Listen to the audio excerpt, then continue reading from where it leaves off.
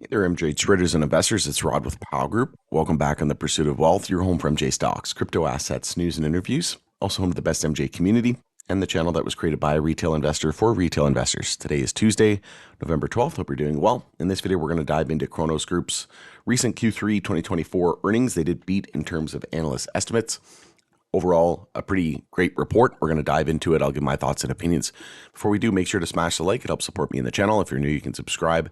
Tick the bell. You'll be notified on any future videos or when I go live. And as always, this is not financial advice. I am not a financial advisor.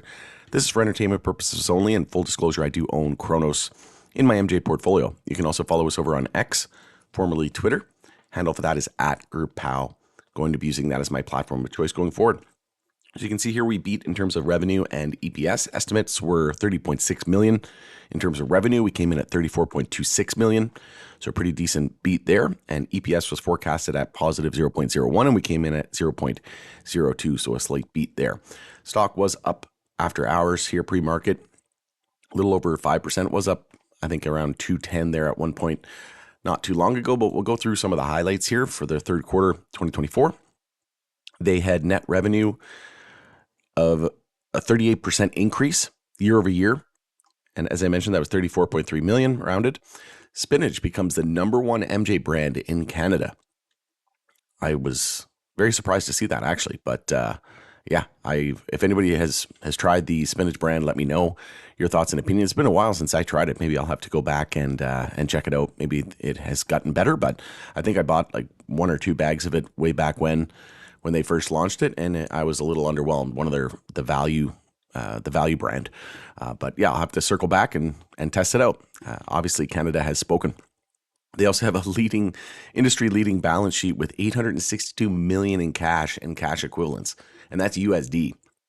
So let that sink in for a moment. So as I mentioned, it is USD, so everything in this report will be mentioned in US dollars. So the consolidated financial results. So on June 20th, 2024, the company made an additional investments that was into Cronos Growing Company. So Cronos GrowCo. And if you remember, this was the article here. Cronos Group announces expansion of GrowCo to fuel global growth. And that was back on June 20th.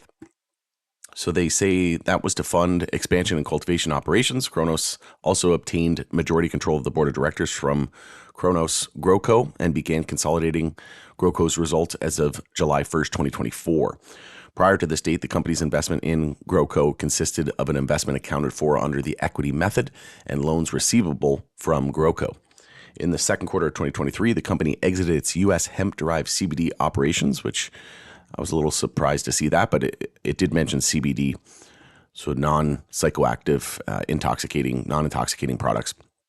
The exit of the U.S. operations represented a strategic shift, and as such qualifies for reporting as discontinued operations in the condensed consolidated statements of net income loss and comprehensive income loss.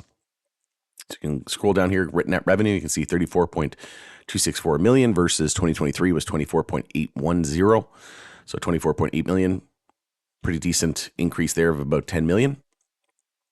And then we had gross profit, adjusted gross margin, 31% versus 16% the year prior. So net income was positive 7.3 million versus negative 1.6 million rounded for the same period last year. And adjusted EBITDA was negative 6 million versus negative 15 million. So a big improvement there as well compared to the prior year. And you can see cash and cash equivalents, 862 million and change. Definitely no small amount of money. They're well positioned for expansion and even mergers and acquisitions. We'll see if they acquire some other operator. We know that there was some rumors floating around that Cureleaf might look to buy CRON, but we'll see what happens. Obviously, that never came to fruition, and we'll see if Cronos eyes kind of any operators for mergers and acquisitions. In the third quarter, net revenue 34.3 million in Q3 2024 increased by 9.5 million. As I mentioned, almost 10 million. The increase was primarily due to higher MJ flower and extract sales in the Canadian market, higher MJ flower sales in Israel, and sales to other international markets consisting of Australia, Germany, and the United Kingdom. GrowCo contributed 4.3 million of MJ flower sales in both the 3 and 9 month ended September 30th, 2024. So adjusted gross profit of 10.7 million in Q3 2024 increased by 6.8 million from Q3 2023.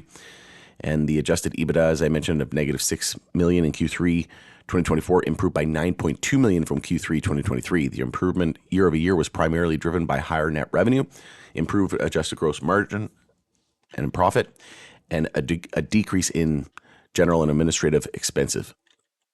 So the transaction with GrowCo, the global MJ market continues to expand as international markets fuel an increasing demand for high-quality products. The investment in Cronos GrowCo's facility expansion enables Cronos to increase supply of Cronos's unique portfolio of genetics, which has helped the company win the highly competitive Canadian market, as well as expand Cronos's international footprint with distribution to the growing markets in Australia, Germany, and the UK.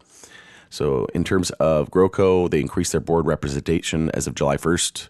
The GrowCo board of directors expanded to 5 members, 3 of whom are appointed by Cronos. The financial consolidation. Cronos now consolidates GrowCo's results in its financial statements beginning in the third quarter of 2024. And there was a bunch of other updates. I'm not going to go through everything. There was a conference call this morning at 8 a.m. Eastern Time. Wasn't able to join that. There will be a replay, though, on the company's website. And if you did tune into that, let me know your thoughts and opinions if there's any major takeaways from that. You can see excise taxes as well for the quarter was almost about a third of revenue. So they paid 12.33 million in excise tax. You can see net income, so 7.3 million and positive 0.02 in terms of EPS. And I believe that was all I had. They go down and they break the net income down after depreciation, amortization, and then you get your adjusted EBITDA of negative 6 million. I think that's it in terms of highlights from the report. We'll jump into the chart here in a moment. So yeah, for the 3-month ended September 30th, Israel accounted for 7.259 million. All right, so we'll jump into the chart here. Like I said, we were up about 6%. Yeah, we're back up to 209 here pre-market. So we are starting the weekly bounce here on CRON. After a weekly bear flag confirmed, we also had a descending triangle, and the whole sector's just been absolutely destroyed. And we had a measured move of about 183 and 177. 177 was the descending triangle here, and then the bear flag was 183, and we hit 191. So we came very close to that. For the first target, we came within 5%, and about 6% for the other target, but actually about 7%. So we could potentially see another leg down. I'm not ruling that out at all. MJ is still very weak at the moment. There was a huge things, right? There was a massive amount of things compiling and compounding. It was Florida not passing Amendment 3. It was the Dems who wanted to recreationally legalize it. They didn't win the election. And then there was bad Q3 earnings from a lot of the U.S. operators. And Germany, there's been some concern there with regards to the government. So the collapse of Germany's government, what does that mean for MJ? I think it's definitely an overreaction. We haven't heard any major operator or CEO talk about, Germany being a big risk at the moment. In fact, Boris Jordan, Cureleaf CEO, last week on their earnings call said that he believes that Germany is the place to be in the next coming years. So I don't think there's any major worry at the moment. We'll just have to continue to monitor that story as it develops. But yeah, Cronos at the moment, we are bouncing here on the daily and the weekly time frame, but don't be surprised. We're still in a daily downtrend, still in a weekly downtrend as well, even though we're starting the weekly bounce. So don't be surprised if we do see one more potential leg down as the sector looks to bottom out. And again, I'm just waiting for big tech crypto to top out before we see any major moves on and sustained rallies on MJ. But yeah, CRON, we had a stochastic, a MACD bear cross on the weekly time frame.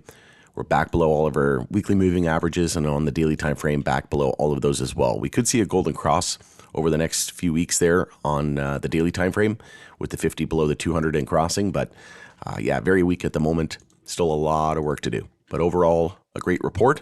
They're sitting on a boatload of cash, and here we are. We're gaining some momentum up 7% as the market just opened. So we'll see if they engage in any kind of M&A, merger and acquisitions, with the amount of $1 billion in cash Canadian, 862, I think it was USD, yeah, 862 million in cash and cash equivalents. So they're definitely ripe for expansion and potential for some sort of acquisition.